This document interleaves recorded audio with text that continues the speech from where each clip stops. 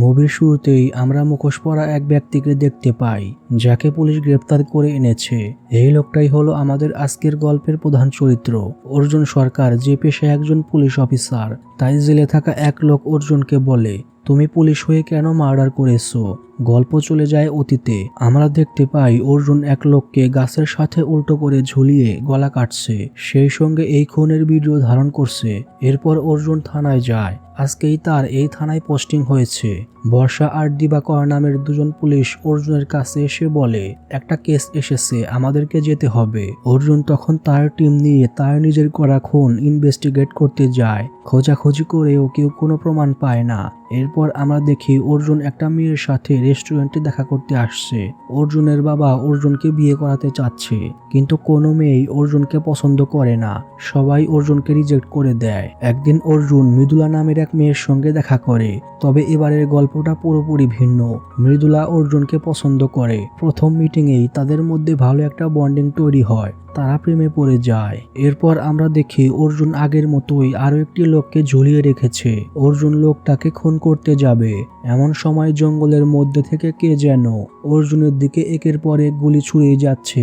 অর্জুন কোনো রকমে গাছের পেছনে লুকিয়ে পড়ে। তখন বর্ষা সামনে এসে অর্জুনের দিকে বন্দুক তাক করে। অর্জুন কৌশলে বর্ষার হাত থেকে বন্দুক ফেলে দিয়ে বর্ষাকে একটা চেয়ারে বেঁধে ফেলে। আগের লোকটার মতো বর্ষাও জানতে চায় সে পুলিশ হয়ে কেন মার্ডার করেছে। আমাদেরকে আবারও ফ্ল্যাশব্যাকের দৃশ্য দেখানো হয়। অর্জুন তখন কাশ্মীরে পোস্টিং ছিল। অর্জুন যেমন করে মার্ডার করেছিল ঠিক তেমন করেই এখানেও একটা লোককে খুন করা হয়েছে। এখানেও পুলিশ কোনো প্রমাণ খুঁজে পায় না।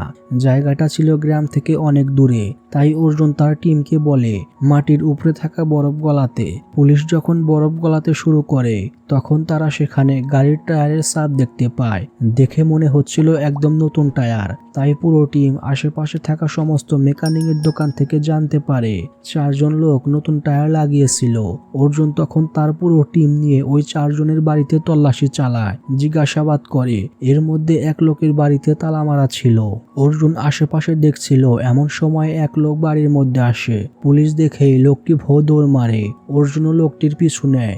লোকটি তার বন্ধুদের সঙ্গে নিয়ে অর্জুনের উপর হামলা করে। তবে অর্জুন সবাইকে রামধোলাই করে লোকটিকে গ্রেপ্তার করে। থানায় আসতেই অর্জুন নিউজে দেখতে পায় বিহার প্রদেশে একই রকমের আরো একটি মার্ডার হয়েছে। বিহারের পুলিশ ওই খুনিকে গ্রেফতার করেছে। অর্জুন সঙ্গে সঙ্গে তার টিম নিয়ে বিহারে যায় আর ওই খুনিকে কাশ্মীরে নিয়ে আসে। তারপর দুই খুনিকে বিভিন্ন রকম ভাবে অত্যাচার করতে থাকে। তারপরও তারা মুখ খোলে না। অর্জুন তখন তাদের মধ্যে কনফিউশন তৈরি করে ঝগড়া লাগিয়ে দেয়। ফলে অর্জুন তাদের থেকে সিটিকে ওয়েবসাইট সম্পর্কে জানতে পারে, যেটি একটি ডার্ক ওয়েবসাইট। এই ডার্ক ওয়েবসাইটের মাধ্যমে কিলাররা তাদের খুন করা মানুষের অর্গান বিক্রি করে কোটি কোটি টাকা ইনকাম করে। অর্জুন প্রথম খুনিকে ধরতে যাদের সাথে ফাইটিং করেছিল তাদের মধ্যে 2 জন হসপিটালে মারা গিয়েছে। মারা যাওয়া ব্যক্তিরা রাজনৈতিক দলের সদস্য ছিল, যার ফলে কাশ্মীরে রাজনৈতিক দাঙ্গা লেগে যায়। সবাই অর্জুনের বিরুদ্ধে চলে যায়। তাই অর্জুনের বস অর্জুনকে ভাইজ্যাক ট্রান্সফার করে দেয়, কারণ তার জন্য কাশ্মীর সেফ নয়। গল্প চলে আসে বর্তমানে। অর্জুন বর্ষার সামনেই লোকটাকে গলা কেটে মেরে ফেলে।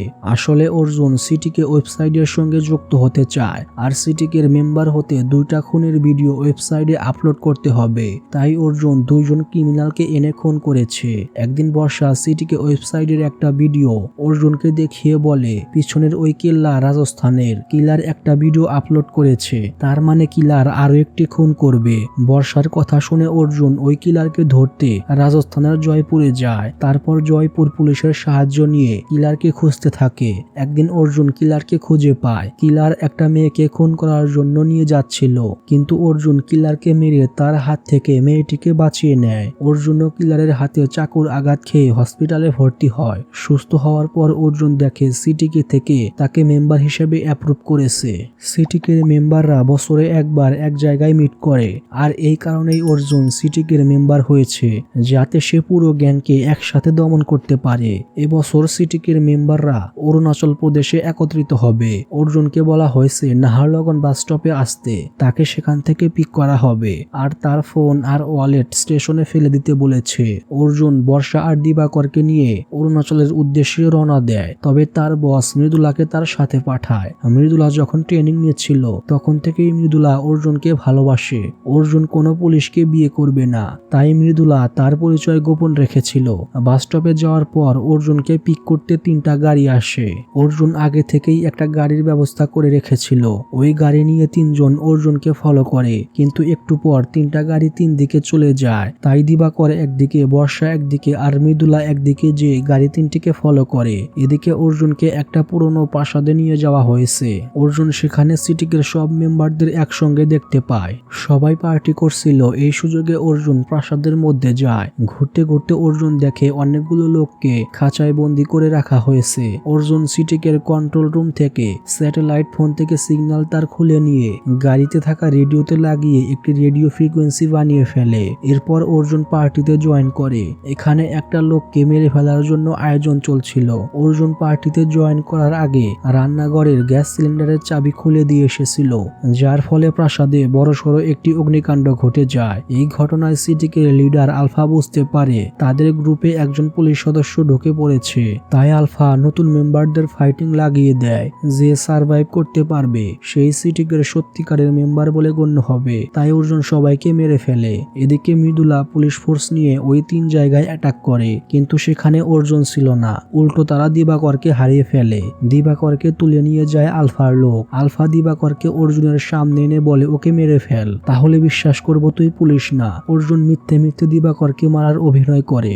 এমন সময় আলফা অর্জুনকে থামিয়ে দিয়ে এক লোককে দেখিয়ে বলে, ও পুলিশ, ওর ঘরে আমি রেডিওর ভাঙা সার্কিট পেয়েছি। আলফা অর্জুনকে বলে, 1 ঘন্টা সময় দিলাম, ওর মুখ থেকে সব সত্যি কথা বের কর। ও আমাদের সম্পর্কে কি কি জানে। অর্জুন দিবাকরকে নিয়ে যায় বন্দি মানুষদের কাছে। অর্জুন বলে, সামনে করিডোর, তারপর রিং, তারপরে মেন হল। একবার মেন হল ক্রস করতে পারলেই জঙ্গল। আমি তোমাকে আর এদেরকে এখান থেকে মেন হল পর্যন্ত নিয়ে যাব। তারপর তুমি সবাইকে নিয়ে জঙ্গলের মধ্য দিয়ে পালিয়ে যাবে। পরের দৃশ্যে আমরা দেখতে পাই আলফা সবাইকে বলছে, আমরা এবছর একটা মজার এক্সপিরিয়েন্স করতে চেয়েছিলাম, আমি আমার কথা রাখতে যাচ্ছি। আলফা একটা ছোট্ট বাচ্চাকে হাতে নিয়ে বলে, আজকে আমরা এই বাচ্চার ভাগ্য পরিবর্তন করব। আজকে দেখব কে জয় পায়, সৃষ্টিকর্তা নাকি আমরা। একজন বাচ্চাটাকে মারতে যাবে, এমন সময় অর্জুন এক কোপে ওই লোকটার মাথা ঘাড় থেকে আলাদা করে দেয়। এরপর দিবাকর বাচ্চাটাকে একটা কেজে রেখে বন্দীদেরকে সঙ্গে নিয়ে পালাতে থাকে। সামনে থেকে অর্জুন সবাইকে প্রোটেক্ট করছে। সামনে যেই আসুক না কেন অর্জুন তাদেরকে নির্মমভাবে হত্যা করছে। এদিকে মৃদুলা অর্জুনকে খুঁজতে খুঁজতে এক পর্যায়ে রেডিওর সিগন্যাল পায়। অর্জুন মারতে মারতে একদম ক্লান্ত হয়ে যায়। তবুও অর্জুন সিটিকের মেম্বারদের সঙ্গে লড়াই করে দিবাকর আর বন্দীদেরকে প্রাসাদ থেকে বের করে দেয়। অর্জুন ধরা পড়ে যায় আলফার হাতে। আলফা অর্জুনকে মারতে যাবে, এমন সময় হিট আর হিট 2 এর অফিসার এসে অর্জুনকে বাঁচিয়ে নেয়। সিগন্যাল দেখে দেখে মৃদুলাও তার টিম নিয়ে প্রাসাদে আসে। একের পর এক সিটিকের মেম্বাররা মারা যায়, যা দেখে আলফা নিজেকে বাঁচাতে মৃদুলার গলায় ছুরি ধরে। অর্জুন ইশারা করলে মৃদুলা নিচু হয়, আর তখনই অর্জুন আলফার হাতে শুট করে। আলফা বলে, আমি মারা যাচ্ছি, কিন্তু এখনো আমার ভয় হচ্ছে না, তাই তুই আমাকে মেরে স্যাটিসফাইড হতে পারবি না। অর্জুন তখন আলফার ছোট ভাইয়ের পিক দেখায়, যাকে সে আগেই মেরে ফেলেছে। ভাইয়ের মৃত্যুর কথা শুনে আলফা ভয় পেয়ে যায়। অর্জুনের গুলিতে আলফা মারা যায়। এই সিটিকে ওয়েবসাইট রান করত স্যামুয়েল জোসেফ নামের এক লোক। খুন করা মানুষদের অর্গান স্যামুয়েল একটা সুইডিশ কোম্পানিতে বিক্রি করত। 1 বছর হলো স্যামুয়েল জেলে আছে, আর অর্জুন এখন যার সামনে বসে আছে সেই হলো স্যামুয়েল জোসেফ। স্যামুয়েল কিছু বুঝে ওঠার আগেই অর্জুন একটা চাকু দিয়ে স্যামুয়েলের গলা কেটে দেয়। অর্জুন কোনো ক্রাইম করেনি, মূলত স্যামুয়েলকে মারার জন্যই অর্জুন জেলে এসেছিল।